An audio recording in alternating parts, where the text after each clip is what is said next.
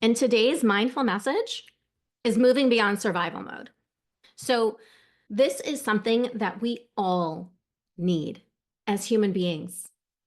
It is a state of being that we live in, that we don't realize that we're living in.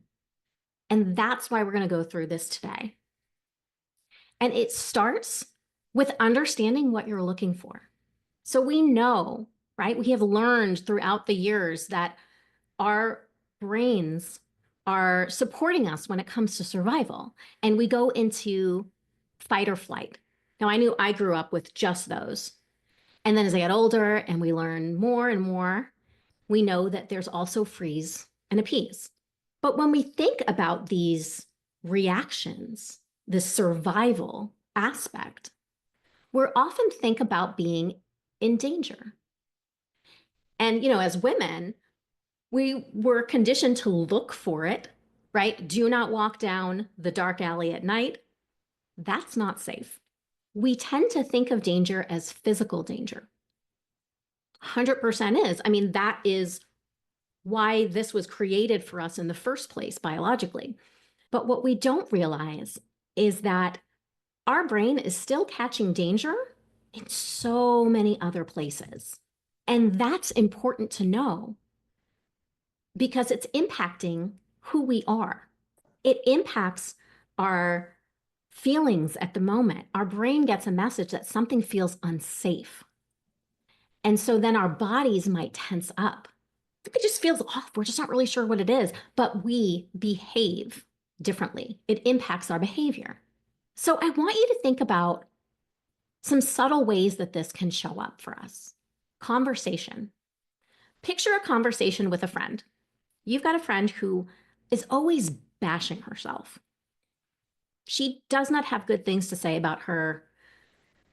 It's almost like a full-time job to complain about herself. So you're listening to this happen again.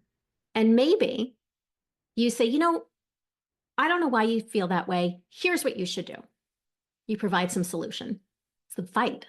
You change the subject. There's your flight. You get uncomfortable and quiet. You're freezing. Or, no, you're so wonderful. You know what? What can I do? How can I help? You're appeasing. Now, this is not a judgment on how to be a friend or a lesson on that. It's more of a recognition of what you're experiencing in that moment. Let's put the shoe in the other foot and you're saying something. Maybe you're expressing a sexist work environment or experiencing white privilege, whether at work or among friends, and you're telling a friend about that. And now this friend starts to ask you questions, almost like qualifying questions that don't feel like they want to understand you, but more about looking for a way to justify the scenario.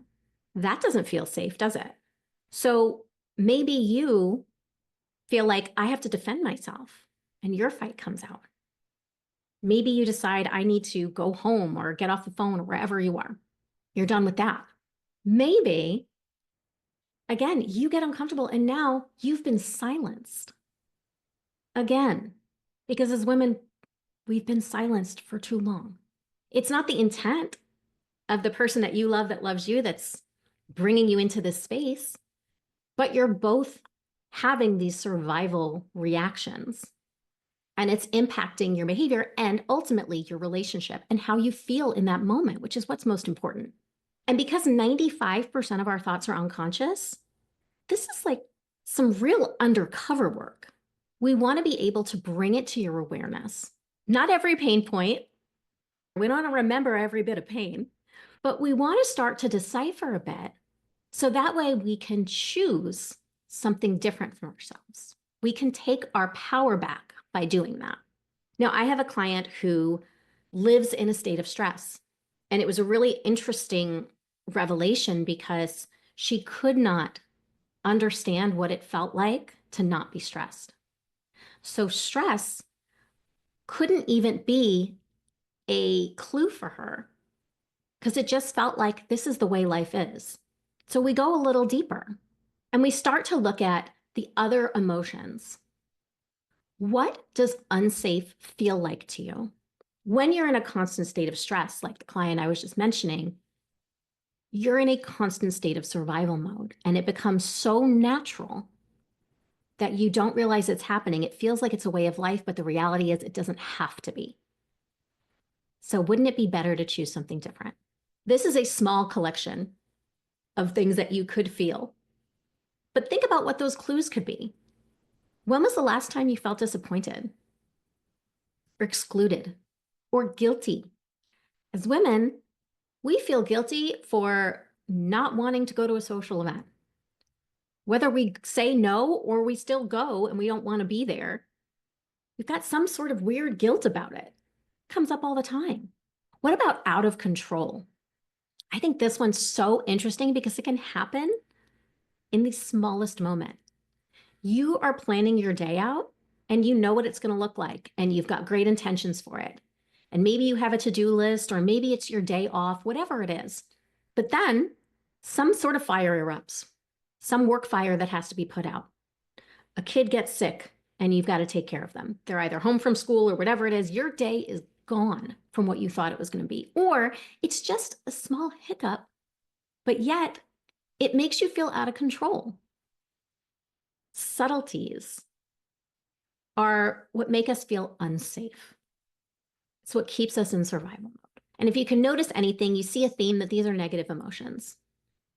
And again, you're allowed to feel all of your feelings. You should. I don't like the word should. Let me rephrase. It is welcome to feel all of your emotions. The point is to not live in the negative space, to utilize it, to say, this is interesting information.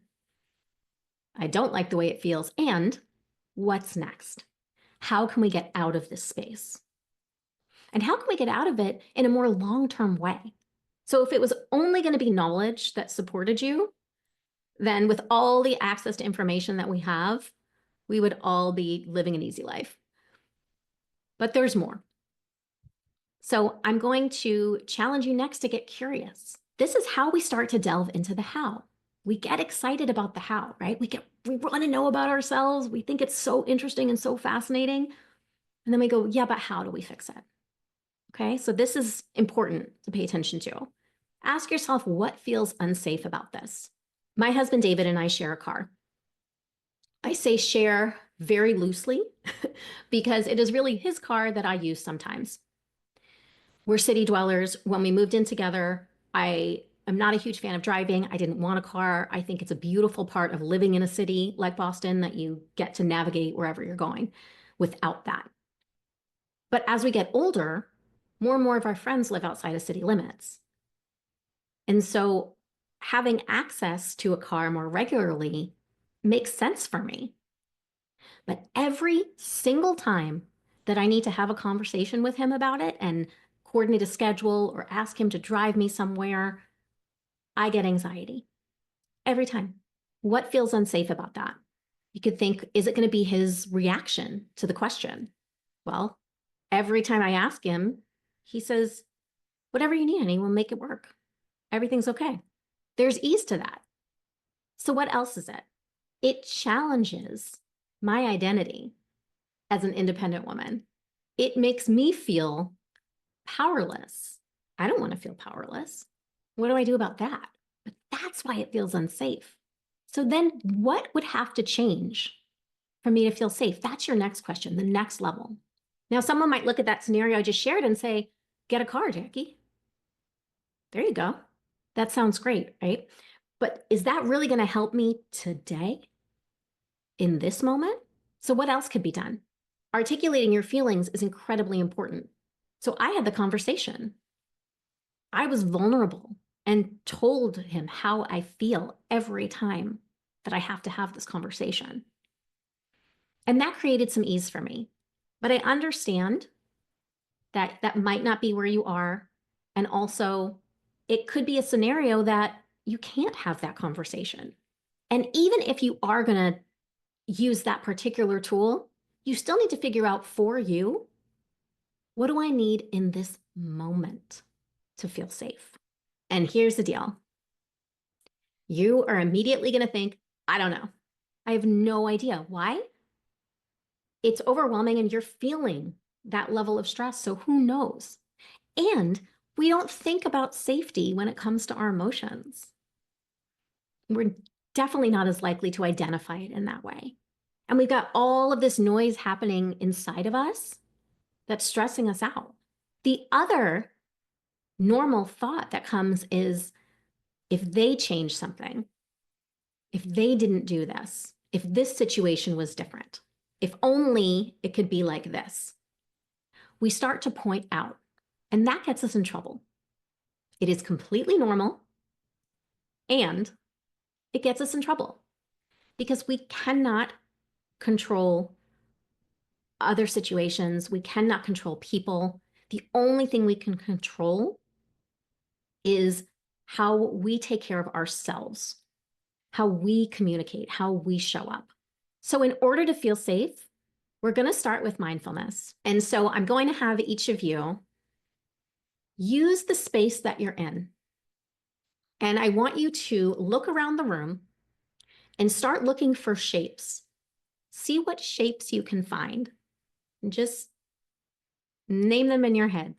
So in these moments, sometimes just 10 seconds at a time, what you're doing is you are creating some calm within you.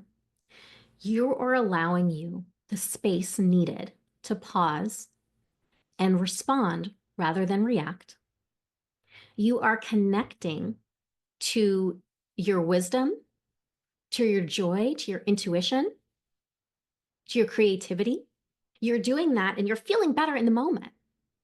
You're doing all of this in the short term. And the more that you put this practice in place, the deeper the neurological pathways will be so that you are less likely to feel that negative, but also have a quicker recovery time. And that's what we're looking for, right? Because if 95% of our thoughts are unconscious and 80% of them are negative, we recognize that we don't fully have control over anything in that way. We do have some control over how it impacts our behavior because we can catch it, we can create change, and we can rewire to have less of that impact, to have a smoother ride along the way, to have a life that is not overwhelming and stressful all the time, that those are just moments. And what you see here is the magic system that I use that every time will get you to that place of safety so that you can have a better life. But this is where it starts to get more difficult. If you remember back in the day with Teen Vogue or YM and you'd take the quizzes, right? We love learning about ourselves. We take quizzes and you then look at the answer and you go, wait, I don't want to be an Andrea or Donna. I want to be a Brenda or Kelly. So I'm going to retake it again and see if I can do it differently. That desire still lives on. Over 50% of people fill out online quizzes. We're into it. But then we get that question of how, and we start to point outwards. Can I just buy something to fix it? Can I just take a pill to fix it? Can't they change to fix it?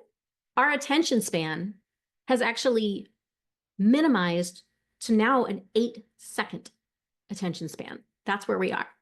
But you need to take that final step, which is being willing to do something different, because it takes a practice.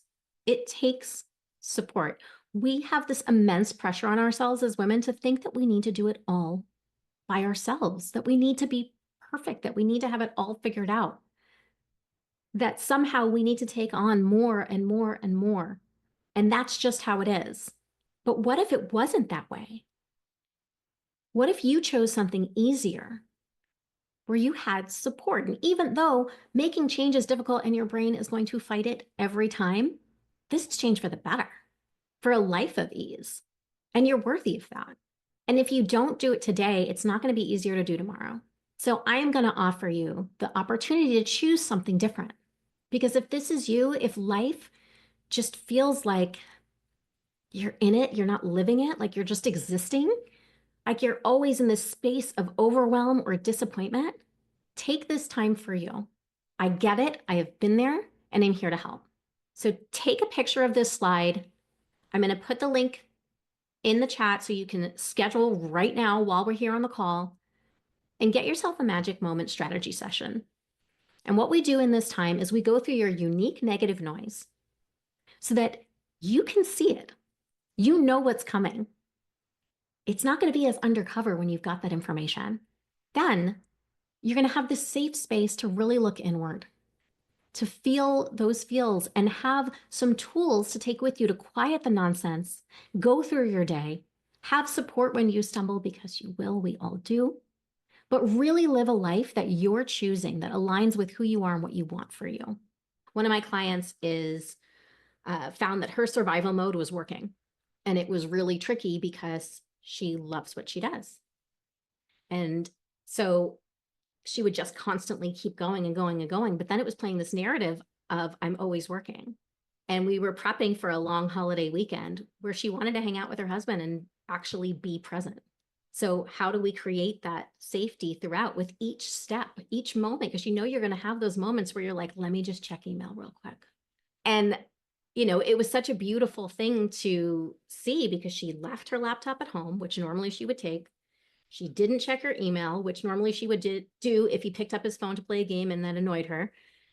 And instead, walked the beach, listened to the waves, saw the dogs playing, heard people laughing, even uncovered a spa they didn't know existed, did an improv visit and got a massage, all by that soothing. So I'm going to put this in there for you guys again.